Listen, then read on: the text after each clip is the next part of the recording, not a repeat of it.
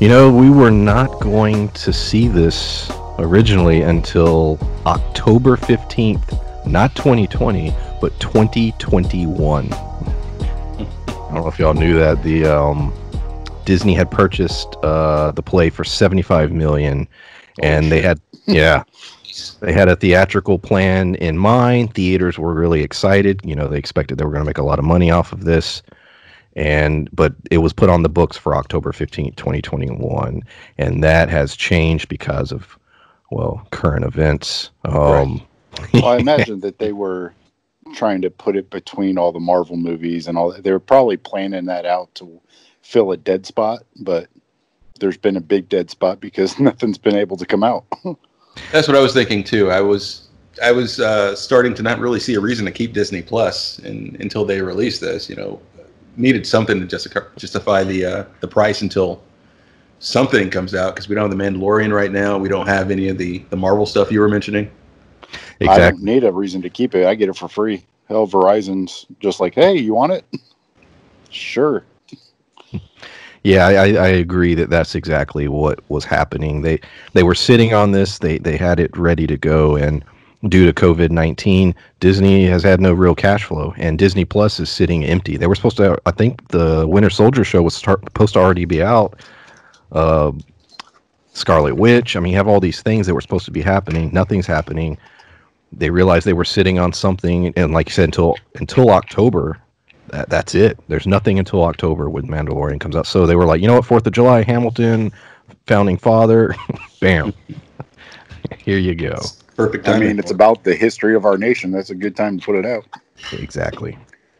And I'm sure Bob Iger, you know, was just like, yeah, we need something on there, and this was already, you know, ready to go. Now, I think it may irritate theater chains. I've already heard rumblings of that on the internet because they were expecting a nice little payday, right?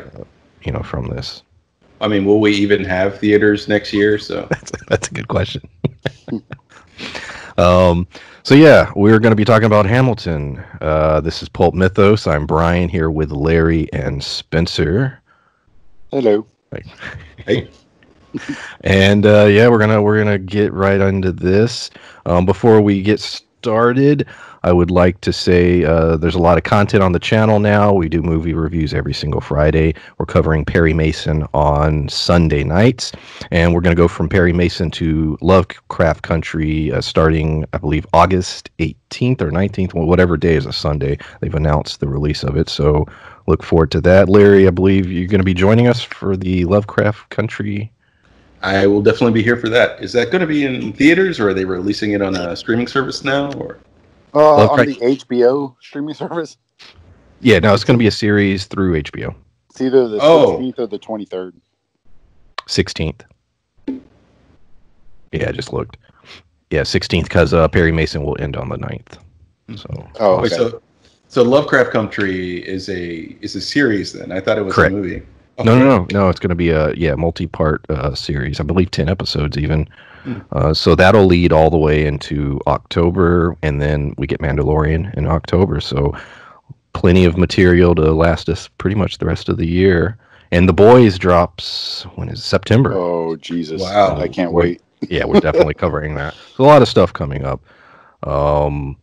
But we're about to get into this. We typically do spoiler-free up front. Don't care about spoilers with this. This is a retelling of history. But what we will do is I want each of us to sort of give our background on how we feel about music. I'm not a big musical guy, and that definitely will impact how I feel about this movie. And I know Spencer loves musicals.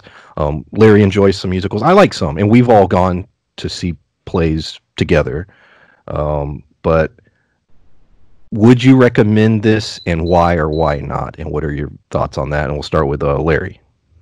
I would definitely recommend this. I think we were talking earlier, and I in fact think this should be played in schools. In fact, you know, just on that off day where your teacher doesn't want to do anything, and you watch an educational movie. There's a lot of history that, you know, I wasn't aware of that's discussed in this movie. And other than that, it's just overall very entertaining. Maybe a little bit long. You know, when the intermission hit, that was about the point where I checked out for a minute and went off, did something else, and I came back to it and finished watching it. So it definitely needed an intermission. But other than that, I enjoyed the whole experience. I definitely recommend it.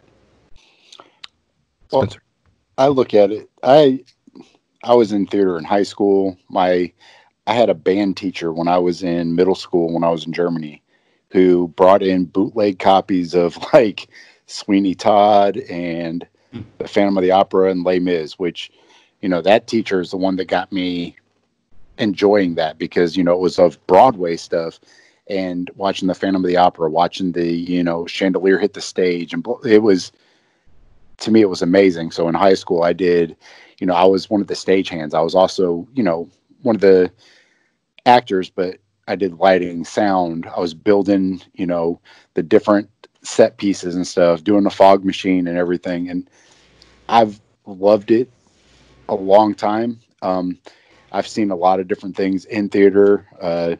We went and saw Book of Mormon. Like I've seen a lot of different kinds. And to me, the first half of this, I wasn't getting any of the normal musical type songs. The ones that are sticking with you, the ones that, get stuck in your head. And then about 35 minutes in, all of a sudden they all started hitting like back to back. And I was like, oh shit, there they are. To me, like Larry said, it's history. Like it's told kind of differently. And to me, a younger audience, this is the reason it's so big. They did it different. Sondheim did, Les Mis and all those things at a very pivotal time in musical theater. He was something different. He was kind of appealing to a younger audience. And that's what I can't say Lin, whatever his whole name, but that's what he's done to theater now. And I think that it's revolutionary in the fact that he's appealing to this audience, a younger audience. Yeah, I enjoyed it. I'm not a big musical guy, and I'll say that up front. I feel most musicals could be cut 2, 3, 4 songs out of most of them. Yes. That's just my personal taste. What I would have done with this, because it's not a theatrical film, it's literally just recording the stage presentation. I would have not put it up as one piece. This is my thoughts. I would have chopped it into maybe 4, and each episode would have maybe at the front 5-10 minutes, maybe a little bit behind the scenes, maybe a little bit of some of the history elements sort of leading into that particular segment. I think if you had broken it up that way, it would have been a little easier to digest. That's, like I said, that's just my taste. Sitting down, 2.5, 3 hours straight is a little tough for my taste. But as far as the talent on display, the story told, the musical numbers, I thought I was really good. I would have, if we weren't doing this review today, I probably would have watched it in 2 parts. I would have probably watched Act 1 and then maybe the next day watched Act 2. But I think they set it up, when you go to the theater, you're paying a pretty penny to yes, sit through it. So they're trying to give you your money's worth. That's the reason there's an intermission. And it's just a different, longer way of telling a play or telling a movie or a book or a story. But yeah, and you're right. Going to the play, I love. I enjoy that experience. Similar to sports, I have a difficult time watching sports on television. It's hard. Going to an event, going to a baseball game, going to a basketball game, football, love it, have a blast. But the act of watching it on my television screen, it's a little easier. Well, I was just agreeing with you, really, that because you're at home watching it on your TV and you have 1,000 things to do, and it's 2 hours and 30 minutes, whereas at the theater, the whole experience is molded around this play. It's a little easier to focus around, and you've set aside that time. So, well, I think baseball is a good analogy for that. I cannot watch baseball on TV. Holy shit. It is the most boring shit. But seeing baseball live, like there's, the songs going on, the people throwing shit into the stands, the mascot running up, like it's enjoyable. So I can see where you're coming from, where it's more of a live type experience as opposed to TV. Yeah, which is why I really hope they take this and do a theatrical film. Actually, shoot it for the big screen, or well, maybe if there are big screens in the future. But I really think that you get a good 120, 130 million dollar budget, and shoot this thing in different locations. I would really enjoy seeing something like that. Y'all, I Right. think Disney's thinking about it. Or at least I heard a rumor. Y'all think this thing would translate? Would you have to cut it down? Would you cut out some songs? How would you structure that, do you think? I think it just as long as a film, it would be even more entertaining. I think I'd really enjoy that. I think if they did it basically to a closed audience, they still did it on a stage just like they did, because that's a very Broadway stage, the circular thing in the middle, how it turns and it kind of creates movement where they don't really have to move. I really enjoy that. That's, Phantom of the Opera have done that. Les Mis did that when they were like marching through France and stuff. So I really enjoyed that they did that. But I think they were short on time. So I think having multiple camera angles, that to me alone would help a lot of those kind of sequences that it's staging. So, when they have to walk behind people so that they can face the front of the audience, that wouldn't be as big of an issue if they had multiple camera angles and stuff like that. So I think with a budget, and it would be a little bit more fluid and translate better to TV than what we saw.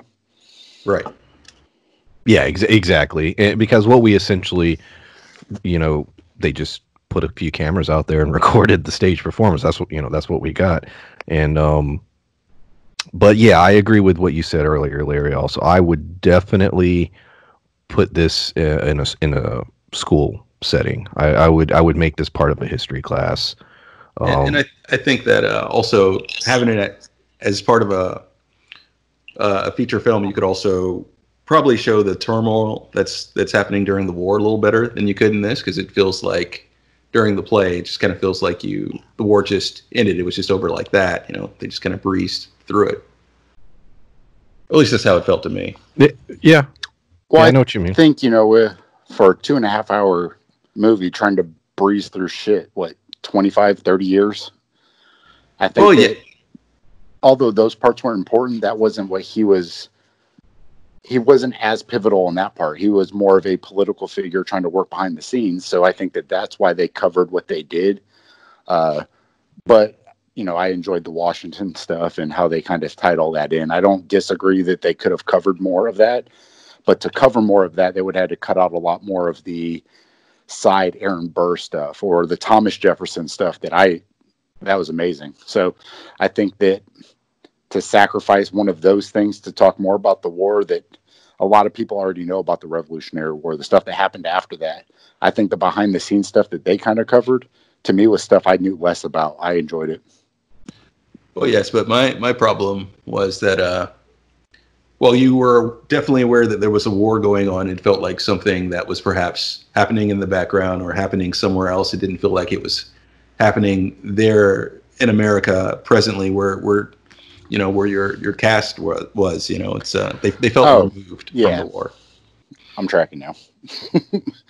The movie, we'll call it a movie because that's how I'm going to label it, and that's what everyone else is labeling it. It's just as much, it's called Hamilton, but it's just as much about Aaron Burr as it is Hamilton. And obviously, anyone who knows those two, their legacies are angled together for all of time because of how it ends.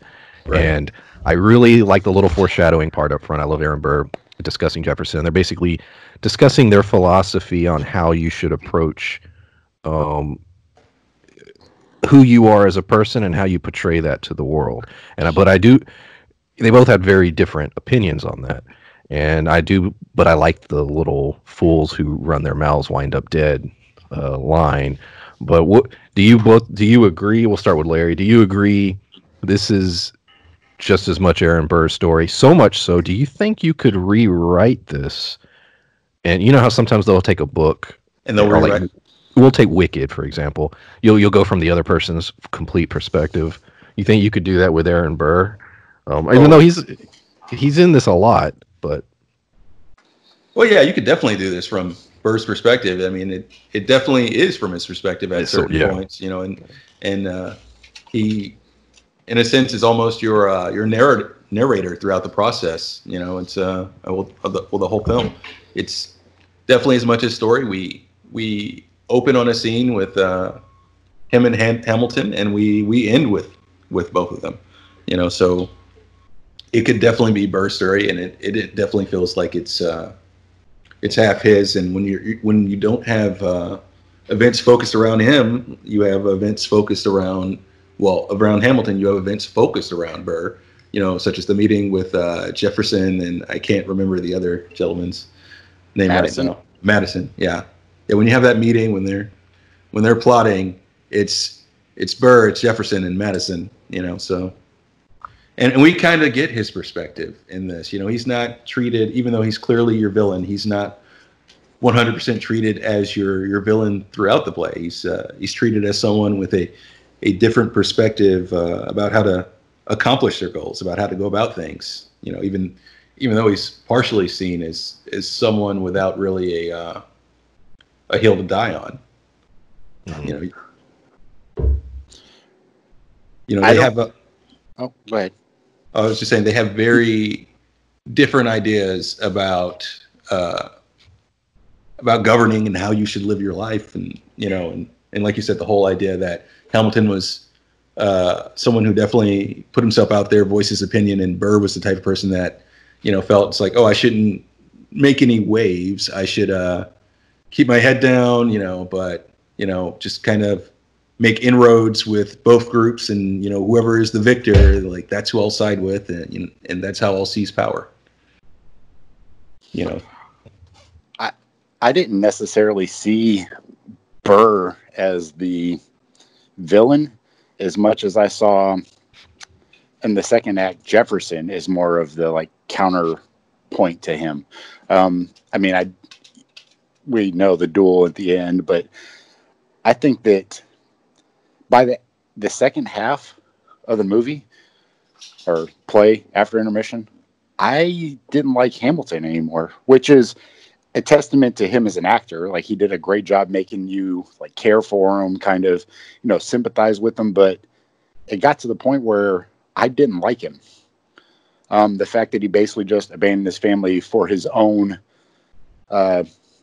career, for his own, you know, betterment of himself. This wasn't for the betterment of his family. It's something he believed in. So I'm not going to knock him for trying to stand up for something he believes in, but there comes to me, you know, a point in time where when you make those kind of choices, when you have children, when you have a family, sometimes what you want falls by the wayside until, you know, they're grown, until they're, you know, able to provide for themselves. And he didn't give a shit about his family. You know, the whole, what was her name? Mary Reynolds, like all that stuff, you know, the fact that he was still writing the sister in London, being like, telling her he still has feelings for her. He still liked her. Like, that's not an uncommon thing for men to be portrayed that way. And especially that time frame, shit, I imagine that probably was commonplace, but I didn't like him. And Burr, to me, had a more sympathetic story. So if they were to follow him, like you were saying, kind of twist the role a little bit, I would be interested to see how they did that. Yeah, it really just felt like they put more emphasis on Burr's flaws than Hamilton's, and like you said, it stood out more, his personal failings towards the second half of the movie, where, you know, he's having that affair, he's not really home, he's just chasing his ambitions, he's not taking a break and spending that time with his family. I think, yeah, that's an interesting thing. And if you know, the end of the film, the idea of, you know, who's telling your story, how your story is told, it's true. You could, if you rewrote this, you could make Hamilton out to be a huge villain if you wanted to. You know, this is a guy who, you know, he's got a secret thing going on with his wife's sister. He has this affair. He's doing all these backdoor deals. We don't really know what's going on. We know he's gaining money and power. We don't know the details. He gives his son horrible advice. which leads to his death. Oh yeah, You could position it that way, and that's the interesting and dangerous thing about history. And I'm not going to get into a whole bunch of politics here, but history, whoever writes it and shares it, they're sharing it and from their point of view, as opposed to just giving you facts. And that's with just about anything. And go ahead. Oh no, I was trying to, before we moved on to the next part, another part that made me hate him was when he basically just abandoned Lafayette, who was his ride or die, who basically helped them win.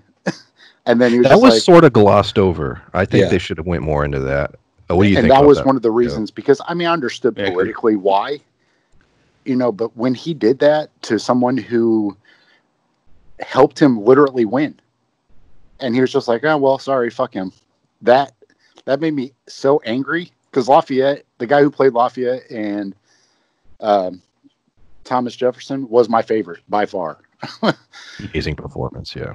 Yeah, but seeing Lafayette and how ride or die he was for the cause, and he had spies working with him and Hercules and everybody, and then to just abandon him for his own, I felt like what was his own political gain, pissed me off so bad. Larry, do you have anything to say about that? Oh no, I agree. And like you said, it was definitely glossed over. And if you put things from Burke's perspective, if you portray Hamilton from the villain and the way he abandoned Lafayette, and from between those things, between his personal feelings that we kind of glossed over until towards the end there, and his undermining of I forgot his name just now, the quote unquote villain of our story, Burke. Aaron Burke, yes. Between if you look at this from Burke's perspective, he's also seemingly undermining him at every point in his career. So from his perspective, Hamilton's a villain. If you look at the way he abandoned Lafayette probably didn't think too fondly of him towards the end, and I'm sure his wife didn't appreciate what he did either. Well, I mean, we saw that in the play. What seemingly was years of them being separated or not really, the couple they were before because of his actions. And also the fact that he paid a guy hush money for years. Yeah. Yes. And when he was caught, he didn't, and when he saw his feelings and was caught and was like, oh, I'm having this affair. This could be bad for me. I'm doing a bad thing.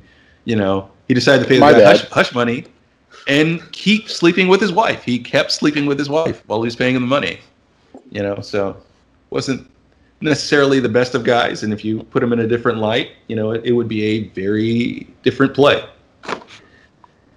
Yeah.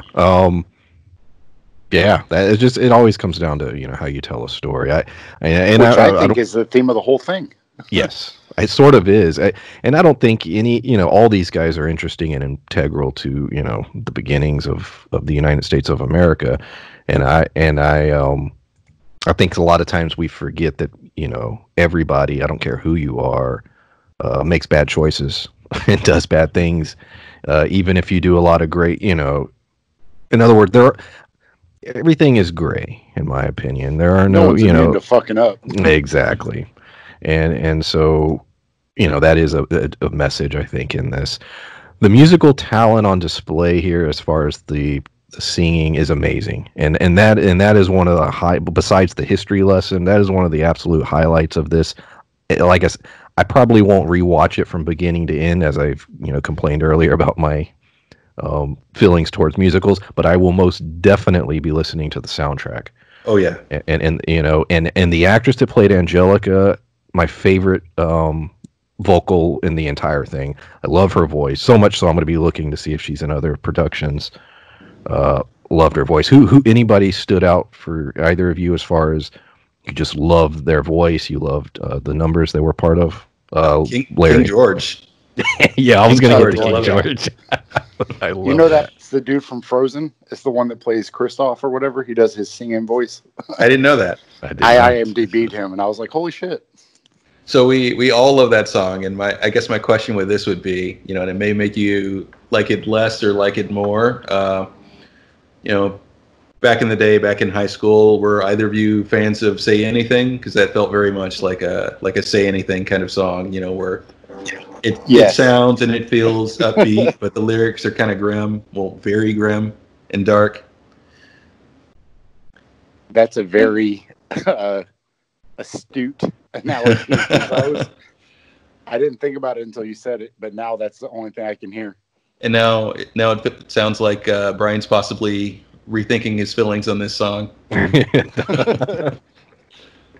I loved it.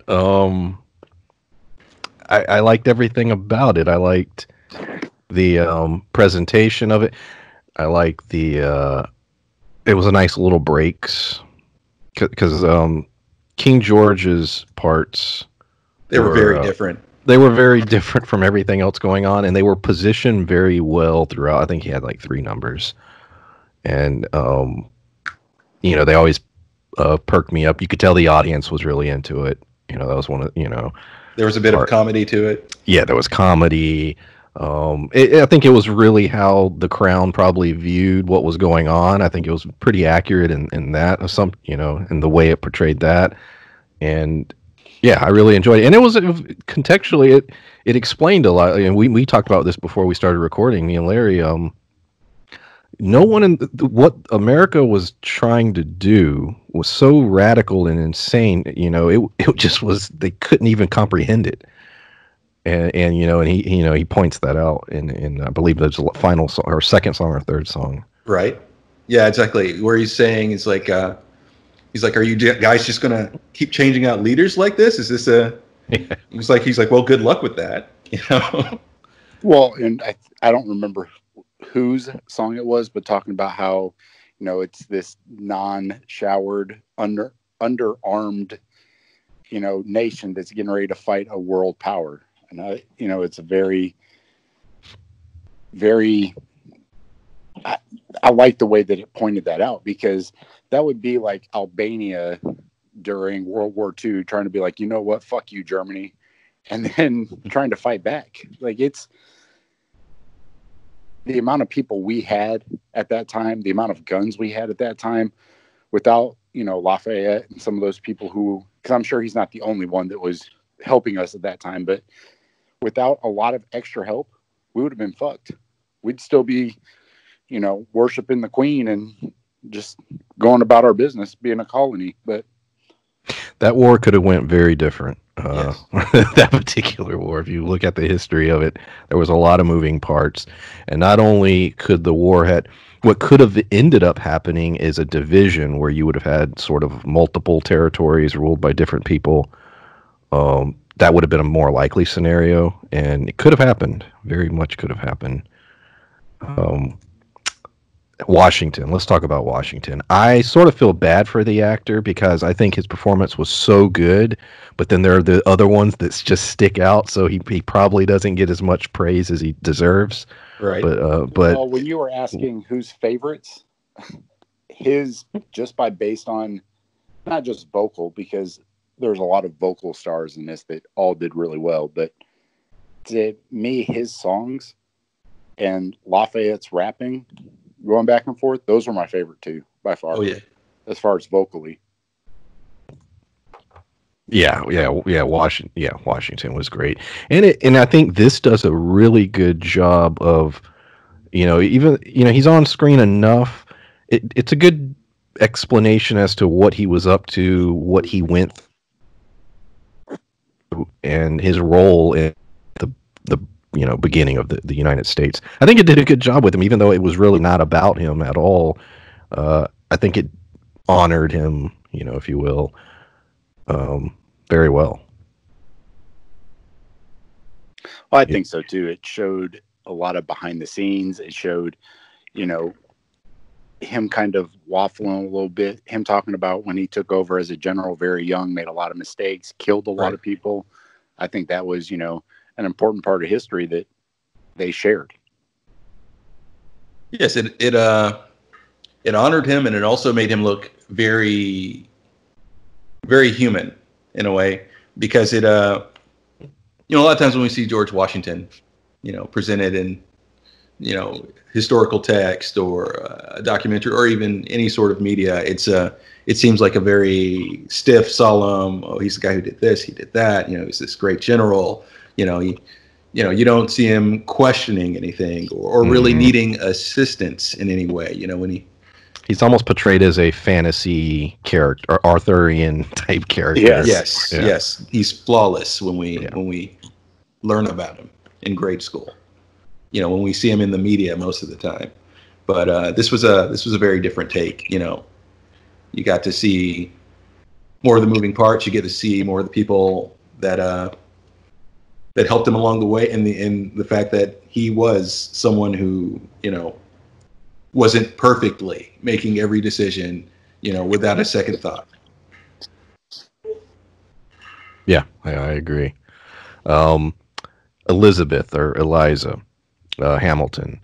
That was surprising, honestly. A lot of good screen time, a lot of good songs, and a really a great build to her legacy. And the stuff that's mentioned at the end, I did a little looking into it, because I'll be honest, I've never really looked into her. The orphanage thing, the compiling of all of Hamilton's letters, essays, everything he wrote, getting his biography out there, his story, the history of the inception of the United States. She did do all that. She did Washington Monument. Yes, she was very, very much important in the legacy of building the country, and I thought that, it did a really good job of explaining who she was and what she did and her accomplishments. She had a lot of kids also, not just the one that we saw in the. I think they had 3 kids. I don't know if she had kids with somebody afterwards, but I know she had 3 with Hamilton, I think, if I read it correctly. Yeah, might be more or less. I don't know, but I thought I remember reading 3. I'm not sure, but I know there were more than Philip. Yeah, they showed her to be so historically significant that I agree with you. I had to. Right after the play, I had to wiki her. Just like, whoa, did all this happen? And I just didn't know about all this history. I had no idea. I'm like, I don't even know if I knew her name until I saw this. I didn't. No, I didn't.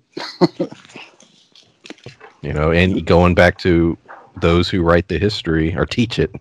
True. You can leave people out. You can tell it from a different point of view, and there's so much that's not taught in schools, and I really wish people.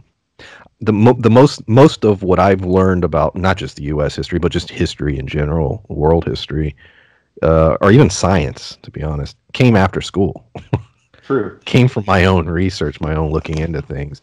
I think there should be more emphasis in school on teaching how to teach yourself, or how to look for more information out there, because they're only going to teach you so much. And if you're not seeking knowledge, you will not gain knowledge.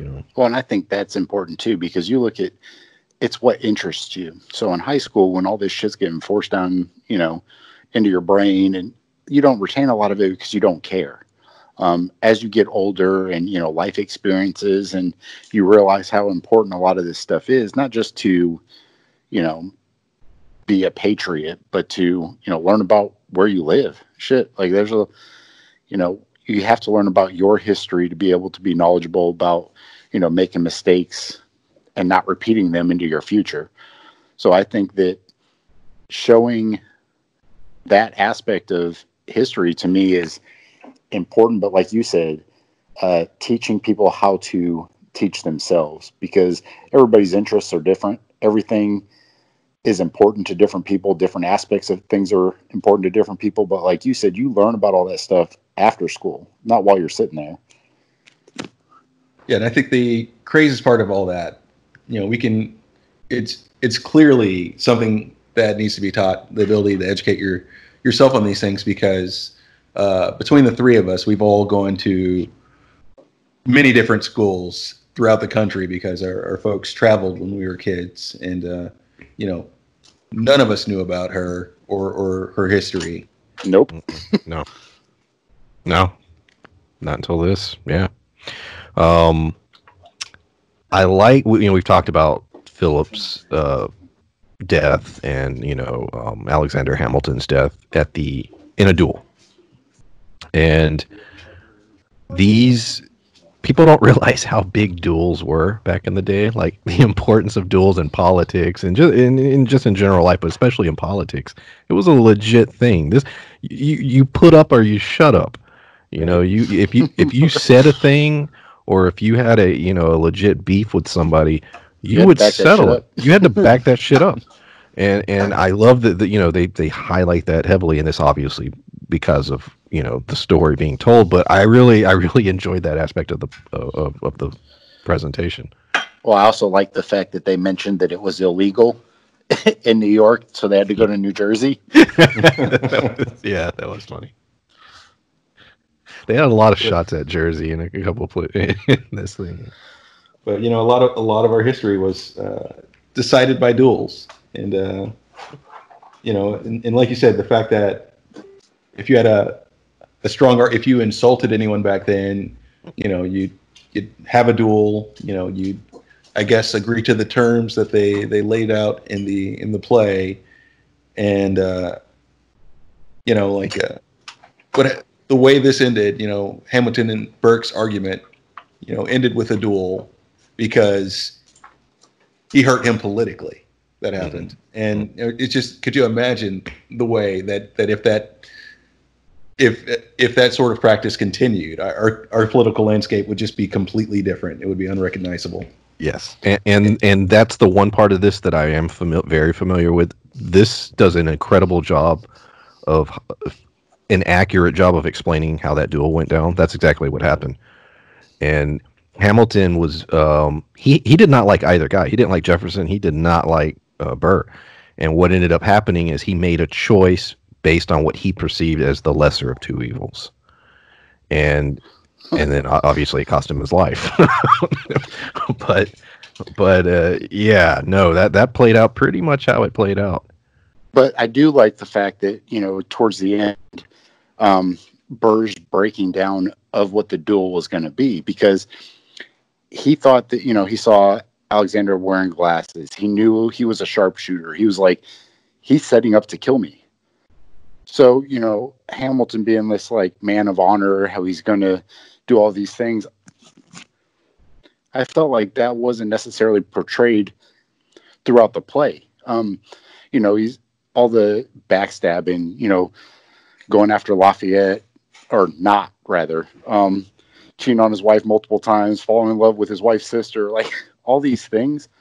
That's not an honorable thing. But at the end, he tells his son to be honorable. He tries to be honorable himself, and it led to his demise, because in my eyes, Burr didn't see him as an honorable person.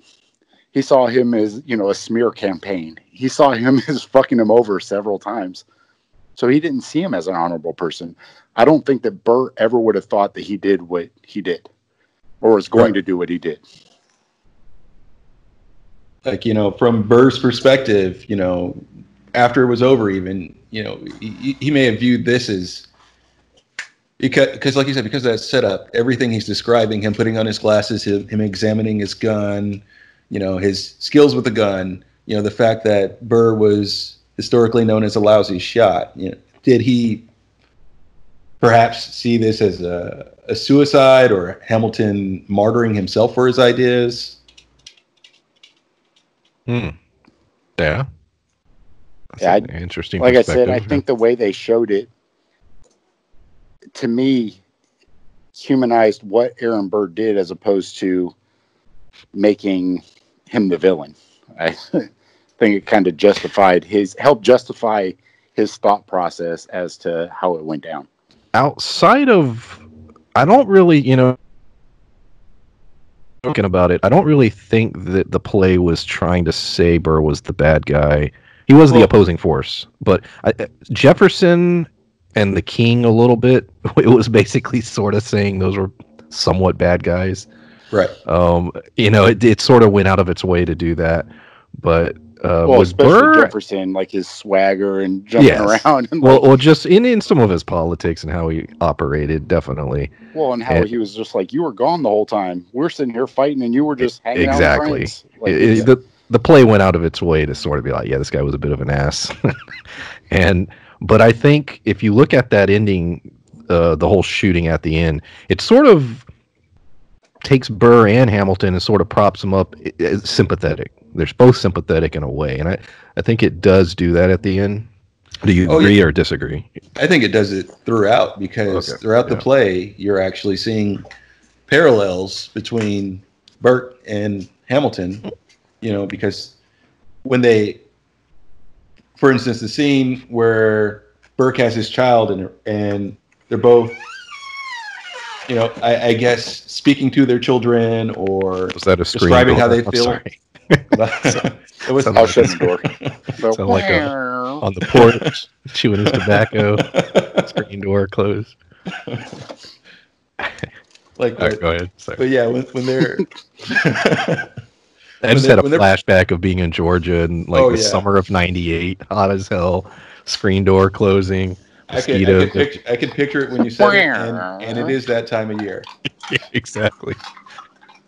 Might go out there after this, but yeah, when they're describing their kids and they're talking about them and everything, you see parallels between him and Burke when they're at the party before either of them are married and they're hanging out with their friends and they're dancing and they're celebrating. Well, they made a point, like you said, the similarities. They're talking about how they're both not womanizers, but they're both playboys. They were both right.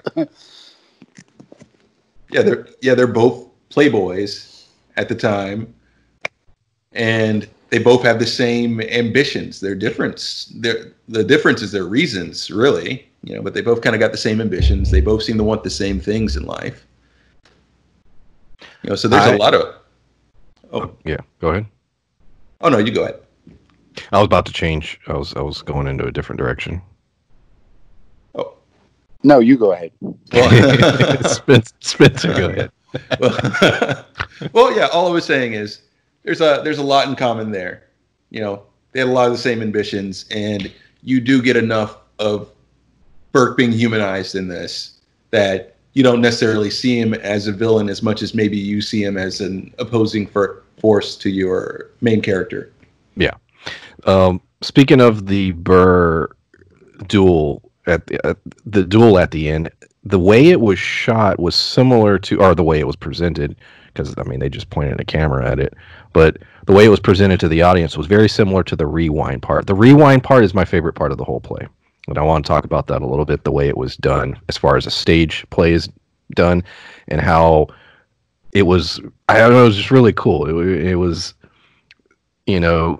showing the same scene, but from her point of view, her explaining her feelings, Angelica, the way the audience was positioned, just the whole technical aspect of it, I really thought was cool. And they did a similar thing with the duel, where Alexander's sort of going through his mind, what's going to happen, how's this going to play out, and the way the lighting was done, just the whole presentation of it. It was probably the most technical thing in the play. If you watch, because like I said, I've seen several plays, I've seen several things on Broadway, not in person, obviously. Shit, I wish, but I've seen several things, and the way that center of the stage spins, I was watching Hamilton and Angelica's feet, because everybody else was spinning around them at that point, but you saw Angelica basically was sitting still, which I thought was really cool, because she had to keep moving her feet like real slowly and twisting her body to make her center of mass facing forward the whole time. Right. And I thought that was really cool to just see that. Like, I've never seen that, because all the ones I saw were like bootleg, and it was somebody like sitting in the back of the audience. It was not very good, but to see them, like you said, from a technical standpoint, seeing how they did that was very interesting. I liked it a lot. Yeah. And that was one of my favorite songs. I like the Guns and Chips one where Lafayette was losing his shit. That was awesome. But I think that song is called Satisfied. I looked it up. It is definitely what it was called. But that was one of my favorite ones. I really enjoyed I seeing was that from her satisfied by that performance. But yeah, that was one of the neat ways they played with perspective, and I think another example of that, because you say you really like the flashback scene where we go back and we go over the same scene but from a different perspective. And I think another neat moment where they did that was the room where it happened, because we're getting Burke's Yes. take on it, and we're Yes. getting Jefferson's opinion on what happened in that room afterwards, but we're never actually seeing. Oh, and of course we get Hamilton's opinion on why he compromised on things, but we never actually see how that compromise goes down, and we get, Burke being slighted again, because he says he wants to be in that room, and you see the anger on his face. It's they played with perspective in a number of really neat ways in this play. Speaking of Jefferson, how about those rap battles with him and Hamilton? Yes. I love that too. Yeah, he did a that was awesome. I love the rap battles when those came in the second act. I love Jefferson's opening scene was great. Oh, it was a great shift in tone. His entire character, every scene he was in. Talk about like scene stealing. I couldn't look away from what he was doing the whole time. Yeah. Oh yeah. I agree. I thought it was like you said about the whole Lafayette thing. If I had any complaints as far as the storytelling is concerned, it would be and I guess it just wasn't important to the overall arc of Aaron and Alexander, but the French stuff. They really didn't spend as much time with that as they needed to. The politics of not getting involved in the French, conflict. What happened with Lafayette. I thought they could have went more into that because it was important, and it does play a major role in the early part of this country. I understand why they probably dropped it because they didn't want to make it 5 hours. Yeah, I was going to say, you just said the movie was too long. Exactly. But I don't. You want to go into French politics? Well, I don't disagree with what you're saying though, because during that time it was a very similar thing as to what we were going through. So to basically abandon them right after they're going through what we just went through, and for all the things that they did for us, I think that. I mean, obviously there was some behind the scenes stuff during that time, but I think that them not going into that at least a little bit, to me, also dehumanized Hamilton. It made me not like him. Yeah. If they would have explained why he did it, or, I mean, it's all political, but even if his politics, his reason behind it, I don't care what his reason was, but by not explaining it, it made me not like him. Well, he does mention to some degree, but it's very brief. He doesn't go into detail, but he kind of glosses over it, but he says, at this point, with the economy the way it was, it would nearly be financial suicide. But I really would have liked, perhaps, and this may have sated you, Brian, if we got one more number from Lafayette's perspective during that period. Yes, and you're right, Larry. I did complain about the length, and I stand by that. But I would have probably restructured it. I would have cut some of the others. See, and this just goes on to how you would tell the story. For me, Act 2, I like better because I like the politics, and so that's just what appeals to me. And I would have probably trimmed out some of the other. I don't know. There was a couple of little numbers in there. I'm like, you could probably cut that out. But at the same time, they were really, really trying to build that, Aaron Burr, Hamilton feud. And so I understand that was the story they wanted to tell. Where my interest did shift more into, well, I want to know more about the politics. And that's why I mentioned Washington earlier. It's like, ooh, I want more of that. So my problem more so is just I was interested in everything going around the story a little more than the actual story itself. And that's my problem. That's not the story. That's not the problem with the storyteller. They did what they were intended to do. But I looked at it when you talk about certain aspects that I would have cut. So like while I'm watching, I'm thinking, all right, well, this song's not really important, or they could have, because by the end, like we were just saying, I would have liked more of an explanation about Lafayette and why they didn't choose to do that. But, my first thought was a song where he was asking Eliza's hand, her dad's hand. Wow. Asking her dad for her hand. Right. But I was going to at say, you the saw a end, very when different Aaron- Hamilton. Yeah. But when Aaron Burr took his dad's seat, that initial song, I think, was important to show that Hamilton and Eliza's dad got along really well. You know, they were on the same page. So to me, thinking back, I'm like, well, that song was kind of important. A lot of the courting songs that they were doing, to me, led up to his betrayal of her.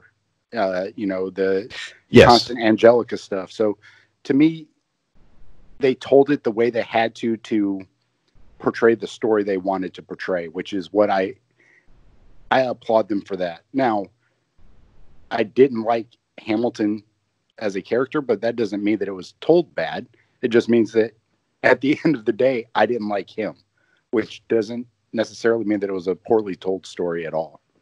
Which makes me wonder, because the perspective we get and some of the songs we get about the courting and everything around it, and some of the songs we get about, you know, Eliza, and from her perspective, like, that shows her to be a saint, you know, because we get the song from her sister's perspective, where she's stating that, you know, if she expressed interest to Eliza, she'd let it go and she'd let her be with Hamilton, you know, and she would just quietly accept it, you know. And they talk about how loyal she is, and the fact that she tells his story, that she builds the first private orphanage, that, you know, she lobbies to have the Washington Monument made and everything. Eliza seems like a saint in that. She seems like the only completely spotless person in this movie.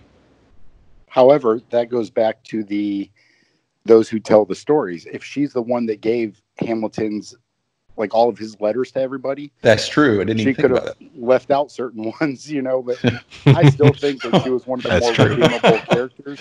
However, if she was the one basically telling Hamilton's story by giving all these letters, publishing all this stuff, she could have, you know, left out some things to make herself a little more. She left out every letter where Hamilton was like, "You wouldn't believe the shit Eliza did today." Yeah. Angelica, your sister is such a bitch. That is true. I didn't think of that. Yeah. I mean, you know, yeah. Philip had to be mentioned in the story mainly because of his death. Because it took place 3 years before Hamilton's death, and the fact that it was a father and a son that were both killed in the same exact way near the same location, that's just sort of poetic. You know, you had to include it.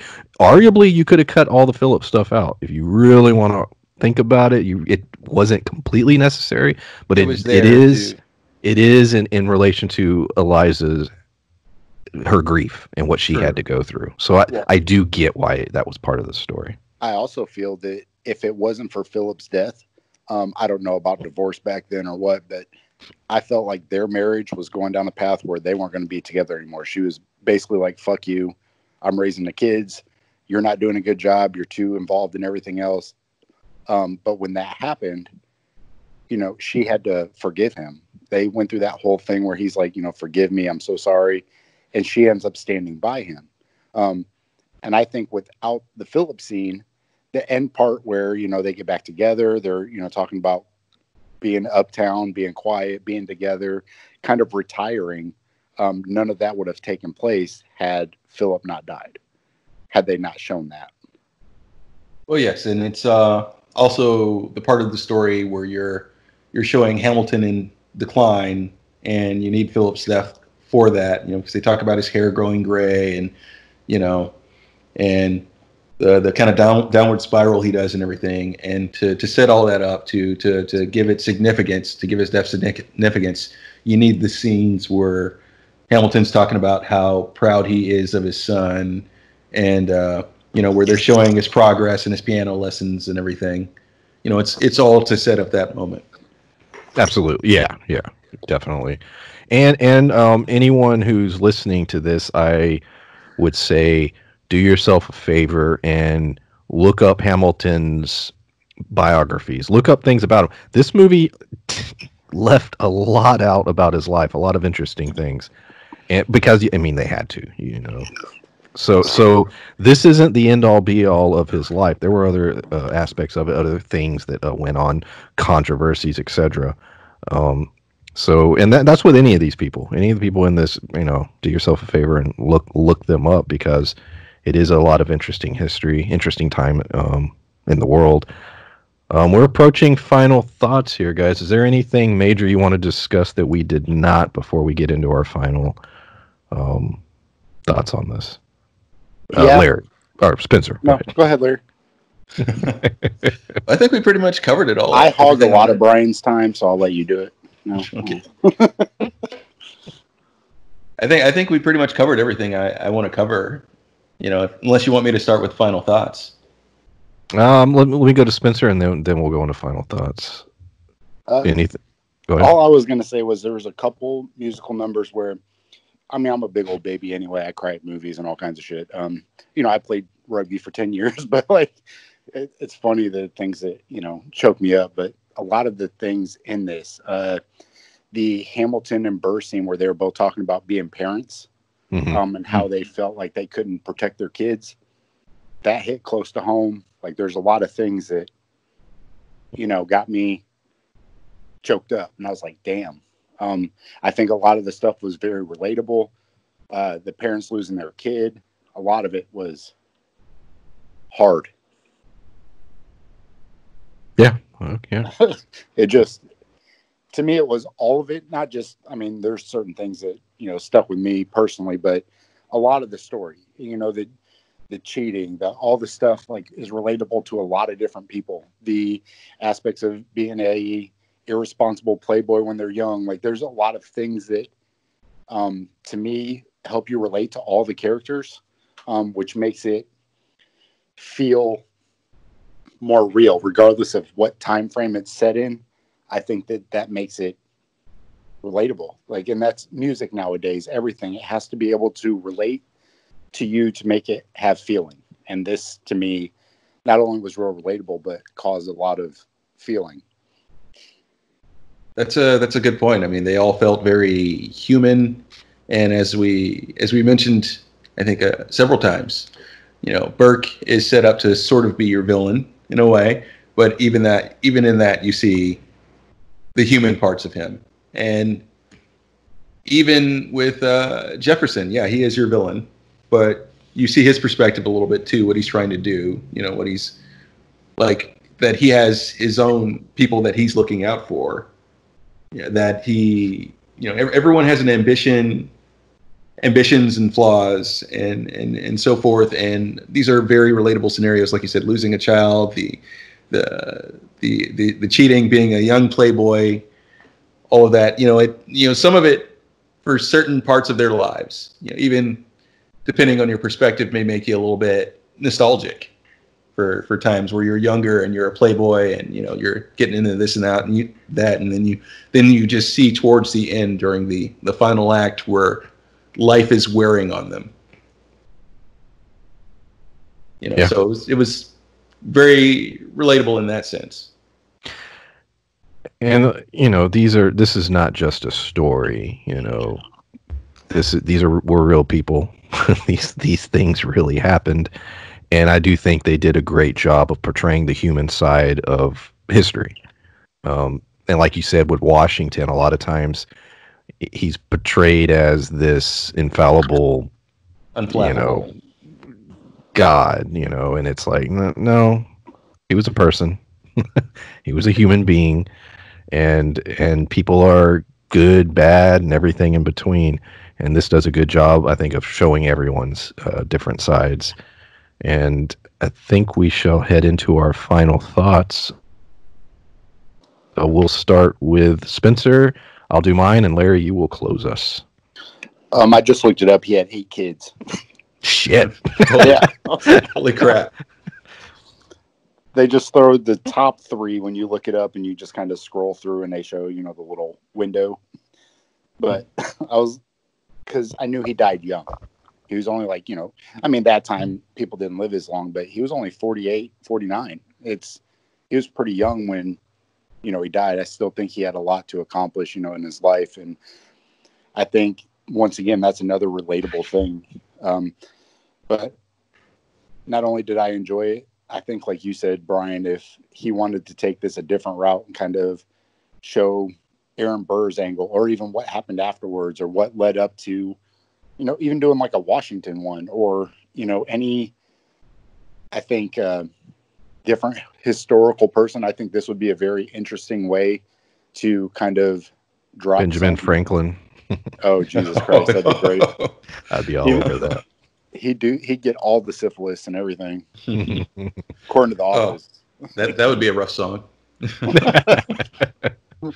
The syphilis is taking my eyesight.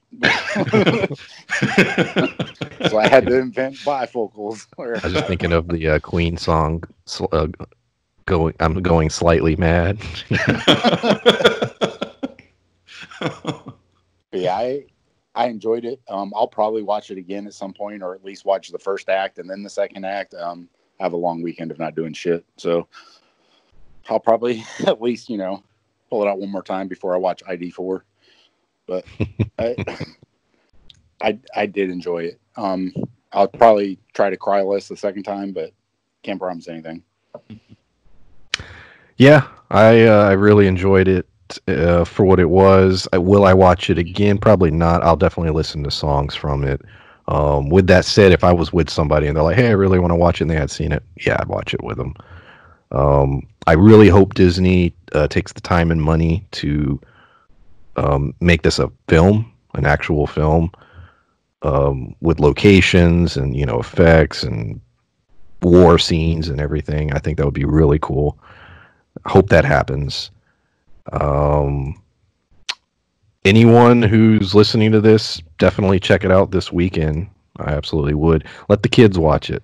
You know, there's some bad words here or there. Who cares? It's history. It's legit, and it's not vulgar in any way. It's dealing with real shit. So definitely let them check it out. And Larry, close us out, man. What's your final thoughts? Well, I think it's important to have pieces of art like this that actually make history interesting, or make history interesting to other people who aren't really looking into it. Because I'm definitely going to look up a lot of what I saw in this movie to see, oh, did Burke really do this? I'll definitely follow up on a lot of the things that we saw Hamilton, because you say there's more there, with significantly more there that yes, there is. So I'll definitely be looking into that, and I'd really like to get the perspective from someone who maybe wasn't a fan of Eliza. I'm pronouncing her name wrong right now. What's Elizabeth? Elizabeth. Yeah. They were calling her Eliza. Yeah, that's fine. Eliza. Yeah. But yeah, I'd like to get the perspective from someone who maybe wasn't a fan of Eliza. But other than that, yeah, I enjoyed it a great deal. I probably will watch it again, but maybe not in chronological order, just going through different songs. And if Disney turns it into a feature film, I'm definitely checking that out. I could definitely see that being a production worth looking into. I did forget to mention, though, the Hercules guy. I think that's like the Hercules guy, like, DuPont, Hercules, like all those original contractors and shit. I think that was him. Yeah, I'll definitely have to look into that. DuPont. Yeah. All right. Awesome. We hope you enjoyed the review. Like I said, PulpMythos, we got all kinds of content, movie reviews every single Friday. Perry Mason on Sunday nights. Lovecraft Country will be after that, and then Mandalorian and The Boys. I think we're going to be doing all that. Plus scripted content on the way. Thank you for listening, and we'll see you next time. Bye. Bye. Later.